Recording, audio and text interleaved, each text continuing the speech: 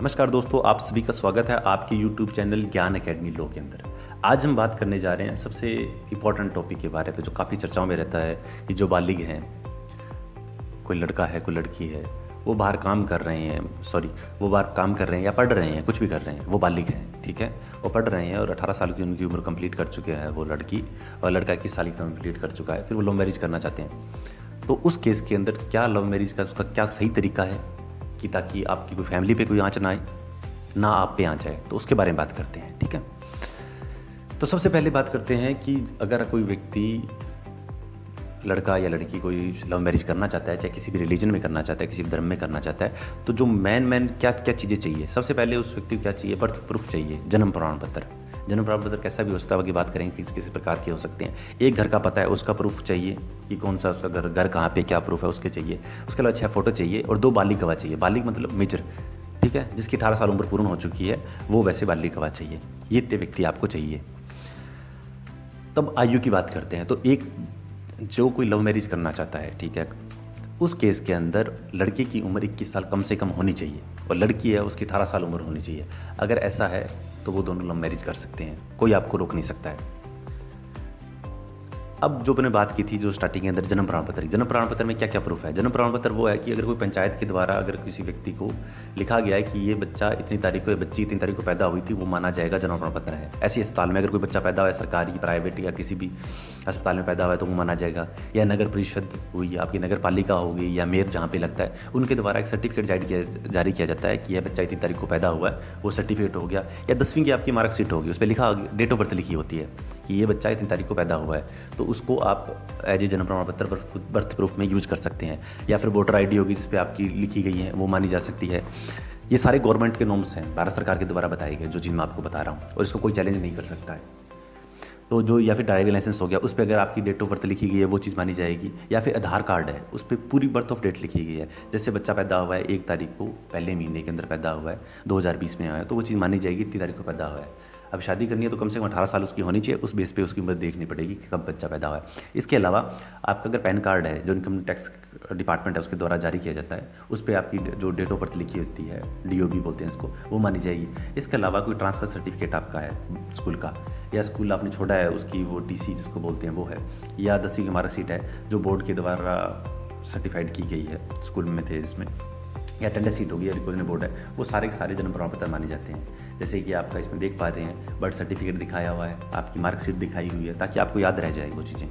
इसके अलावा अगर आपके पास आधार कार्ड है, आपका ड्राइविंग लाइसेंस है, पैन कार्ड है, पासपोर्ट है, अगर ये सब चीज़ें हैं तो ये सारी की सारी आपकी जन्म प्रमाण को प्रूफ करने के लिए इनफ है, पर्याप्त है। इनमें से कोई भी हो। इसके अलावा घर का पता, घर के पते के लिए क्या क्या चीज़ें ज़रूरी है? घर के पते के लिए होना चाहिए जो वोटर आईडी है, वो इलेक्शन कमीशन के द्वारा जो जारी किया जाता है आपका, कि वोटर आईडी, जैसे फ़ोटो लगी होती है कि आपका मतदान संख्या ये है, वोटर संख्या ये है, आप जा सकते हैं, उस पर लिखी होती है, तो वो चीज़ आपके घर के पते के लिए प्रूफ मानी जाएगी, उस पर पता लिखा है। उसके बाद ड्राइविंग लाइसेंस है, वो भी आपके घर के पते के लिए वैलिड है। आपकी बैंक पासबुक है, वो भी इसके लिए वैलिड है। या रेंट की डीड होगी, कोई जैसे किरायानामा आप करते हैं, अगर कोई डीड बनाएगी वो भी मानी जाएगी। पासपोर्ट है, वो भी आपका माना जाएगा। अगर आपने कोई हथियार ले रखा है, आर्म्स ले रखे हैं, तो उसका जो लाइसेंस है वो भी माना जाएगा, घर के पते के लिए वैलिड। या फिर राशन कार्ड बना है आपका, जो उस पर एड्रेस लिखा गया है, वो माना जाएगा। आधार कार्ड है, वो भी आपका पूरा माना जाएगा इसके अंदर। इसके अलावा अगर कोई एमएलए है आपका, या फिर एमपी है, यानी जो या फिर विधायक हो गया, सांसद हो गया, दोनों हो गए, या फिर आपका ए ग्रेड का कोई अधिकारी होगा, और वो किसी लेटर हेड पे लिखता है और अपनी मोहर लगाएगा, तो वो भी आपके घर के पते के लिए वैलिड माना जाएगा। इसके अलावा आपका लाइट का बिल हो गया, ठीक है, यानी बिजली का बिल हो गया, पानी का बिल हो गया, या फिर आपका टेलीफोन, जो फिक्स लैंडलाइन जिसको बोलते हैं, फिक्स लाइन का अगर बिल लगा है, 3 महीने से पुराना नहीं है, तो वो भी आपका माना जाएगा। उसके अलावा अगर आपका कोई व्हीकल है, कोई आप व्हीकल यूज़ करते हैं, अगर उसका कोई सर्टिफिकेट है, वो भी माना जाएगा। इसके अलावा अगर जो गवर्नमेंट ऑफ इंडिया है उसके डिपार्टमेंट के द्वारा कोई अगर आईडी कार्ड जारी किया जाता है, जो व्यक्ति काम कर रहा है, तो वो भी घर के प्रूफ के लिए माना जाएगा। ये सारी की सारी चीज़ें ज़रूरी हैं। अगर ये चीज़ें हैं तो वो व्यक्ति शादी के लिए एलिजिबल है, ठीक है, एप्लीकेबल है। अब उसके अंदर वो सारे डॉक्यूमेंट, ये चीज़ होनी चाहिए उसके पास में, यानी इनमें से कोई भी है, या तो एक जन्म प्रमाण पत्र कोई भी है, या फिर कोई उनमें से, साथ में उसके पास में घर का पता के लिए जो एक डॉक्यूमेंट है वो होना चाहिए। और अगर कोई व्यक्ति है या महिला है, अगर वो विधवा हो चुकी है, तो उसको, या उसके पति की मृत्यु हो गई है, तो उसको डेथ सर्टिफिकेट दिखाना पड़ेगा। विधवा हो गई है तो उसको डेथ सर्टिफिकेट पति का दिखाना पड़ेगा कि मैं विधवा हूँ और सिंगल हूँ, तो शादी कर सकती हूँ। तो जो सर्टिफिकेट है वो लगानी पड़ेगी उस महिला को। या फिर अगर कोई तलाकशुदा है तो कोई दो, चाहे जेंट्स हो चाहे आपकी फीमेल हो, मेल या फीमेल दोनों में से कोई भी हो, अगर दोनों में से अगर कोई तलाकशुदा है तो उसको जो कोर्ट एक सर्टिफाइड डिग्री देती है, ये डिग्री देती है कि आज से इतनी तारीख से आप दोनों सेपरेट हो चुके हो, चाहे जैसे भी उसके जो बताया गया है उसमें वो सेपरेट का डिग्री जारी करेंगी। वो डिग्री अगर आप पास में है, कोई जो तलाकशुदा होगा उसको पता होगा क्या डिग्री है, तो जो तलाकशुदा होगा जो कोर्ट के द्वारा से प्रमाण पत्र मिलेगा वो साथ में उसके होने चाहिए। अगर ये सारी की सारी चीज़ें हैं तो वो शादी के लिए लव मैरिज करता है तो उसे दिक्कत नहीं आती है। ये एक लीगल तरीका बता रहा हूँ, आपको भी दिक्कत नहीं है। इसमें एक मैंने शब्द लिखा है प्रोबेटेड रिलेशनशिप नहीं होनी चाहिए। प्रोबेटेड रिलेशनशिप क्या होती है? प्रोबेटेड रिलेशनशिप ऐसे होती है कि कोई बाप है वो अपनी बेटी से शादी नहीं कर सकता है, या कोई बेटा है अपनी जो सौतेली उसकी माता है उससे अगर वो चाहता वो शादी कर ले, वो नहीं कर सकता है। यानी अपना ब्लड रिलेशन है उसके अंदर कोई ऐसा रिलेशन है उसका जो कि प्रोहिबिटेड है उस समाज के अंदर, उस रीति रिवाज के अंदर अगर वो कोई चीज़ कोई रिलेशन है जो प्रतिबंधित है, कोई भाई बहन से अपनी शादी नहीं कर सकता है। किसी अगर धर्म में लिखा है, कहीं पे रीति रिवाज है, आदिवासी कहीं पे है, तो वो बात एक अलग है, वरना कहीं भी कोई भाई अपनी बहन से शादी नहीं कर सकता, ये प्रोहिबिटेड है। कोई मौसी से शादी नहीं कर सकता, कोई चाचा अपने भतीजे से शादी नहीं कर सकता। अगर कोई ऐसा करता है वो इनवैलिड होगी, वो मैरिज नहीं मानी जाएगी आपकी। ये चीज़ है। जो अपने बात की थी विटनेस, तो विटनेस होते हैं तो बालिग होनी चाहिए। बालिग मतलब मेजर होनी चाहिए, 18 साल से ऊपर आपकी होनी चाहिए। मैं इस वीडियो में चाहता हूँ कि आपका पूरा कॉन्सेप्ट क्लियर हो जाए कि अगर लीगल प्रोसेस है तो ये डॉक्यूमेंट है तो आपकी मैरिज है वो लीगली आप वैसे कर सकते हैं।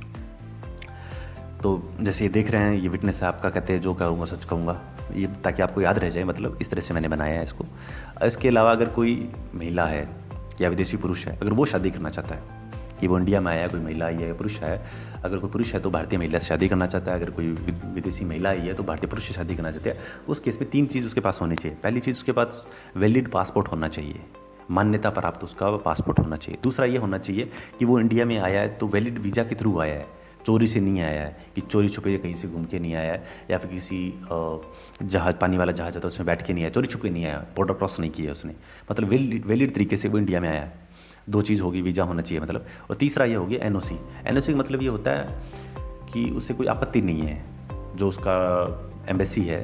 अगर मान लो कोई यहाँ से ऑस्ट्रेलिया से कोई व्यक्ति आया है भारत के अंदर, तो भारत के अंदर जो उसकी एम्बेसी है वहाँ पे आएगा, उसको कहेगा मुझे एनओसी दे दीजिए कि आपको कोई दिक्कत है, मैं शादी कर रहा हूँ। वो एनओसी का मतलब, ये एनओसी इसलिए ली जाती है कि पूर्व में वो अपने देश के अंदर कहीं पर शादीशुदा तो नहीं है, इसलिए एनओसी की बात की जाती है। अगर एनओसी है तो अच्छी बात है, नहीं है तो कोई दिक्कत की बात नहीं होती है। वो भी वहाँ पे जाएगा तो जहाँ पे एंट्री होगी तो वहाँ पे ऑलरेडी उसको चेक कर लेंगे। अगर इनलीगल वे से ऑलरेडी शादी हुई है और वो डाइवर्सी नहीं है फिर शादी कर रहा है, अगर उस देश के अंदर वो अपराध है तो उसके लिए उसको सज़ा मिलेगी।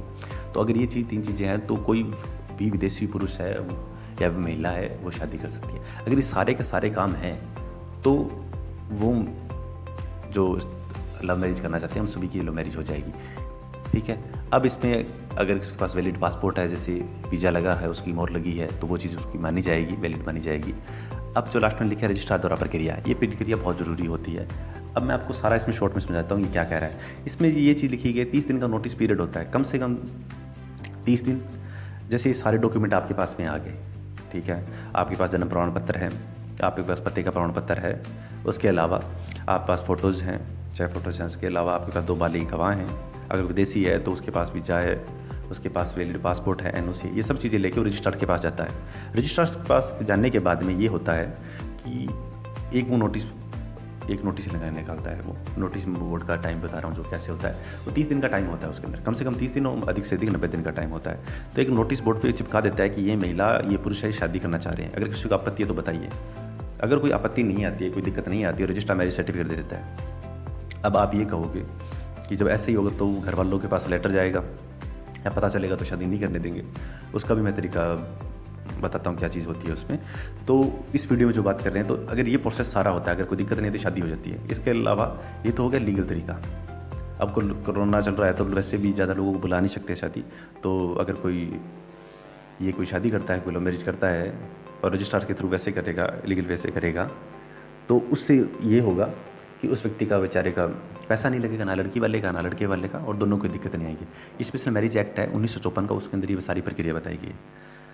अगर जो कोई लड़का लड़की शादी करना चाहता है, उसमें होगा कि जैसे मंदिर में किसी ने पुजारी शादी कर ली, जो भी कर ली, उसकी फ़ोटो लगा दी, उसके बाद वहाँ पे लगा दी कि हमने सारा चीज़ शादी कर ली है और रजिस्टर हो रही है। ये सारी रजिस्टर हो जाएगी, उसके बाद में आप पे कोई आरोप नहीं लगा सकता, आपकी शादी वैलिड मानी जाएगी, सर्टिफिकेट दे दिया जाएगा और उसके अंदर कोई दिक्कत नहीं आने वाली। तो आई होप दोस्तों जो अपने बात की है इस टॉपिक में सभी के कन्फ्यूजन क्लियर हो गए होंगे।